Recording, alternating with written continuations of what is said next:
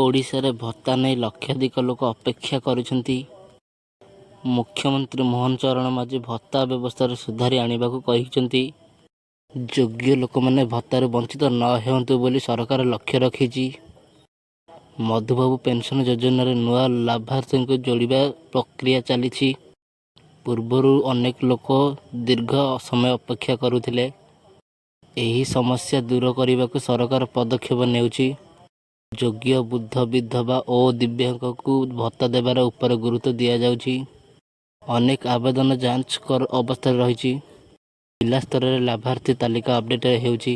ଭତ୍ତା ବଣ୍ଟନକୁ ଅଧିକ ସ୍ୱଚ୍ଛ କରିବାକୁ ଚେଷ୍ଟା ହେଉଛି। ବ୍ୟାଙ୍କ ଖାତାକୁ ସିଧାସଳଖ ଟଙ୍କା ପଠାଯାଉଛି। ଯୋଗ୍ୟ ହେଲେ ନୂଆ ଆବେଦକମାନେ ଲାଭ ପାଇପାରିବେ। ସରକାରଙ୍କ ଲକ୍ଷ୍ୟ ସମସ୍ତ ଯୋଗ୍ୟକୁ ଅନ୍ତର୍ଭୁକ୍ତ କରିବା। ଭତ୍ତା ବନ୍ଦ ଥିଲେ ସ୍ଥାନୀୟ କାର୍ଯ୍ୟାଳୟରେ ଯୋଗାଯୋଗ କରିପାରିବେ। ଆଧାର ଓ ବ୍ୟାଙ୍କ ବିବରଣୀ ଠିକ୍ ଥିବା ଜରୁରୀ। ତଥ୍ୟ ଥିଲେ ଟଙ୍କା ଆସିବାରେ ବିଳମ୍ବ ହୋଇପାରେ। ସରକାର ସାମାଜିକ ସୁରକ୍ଷା ଯୋଜନାରେ ବିସ୍ତାର କରୁଛି। ଲକ୍ଷାଧିକ ଲୋକ ଏହାର ଲାଭ ପାଇବେ ବୋଲି ଆଶା କରାଯାଉଛି।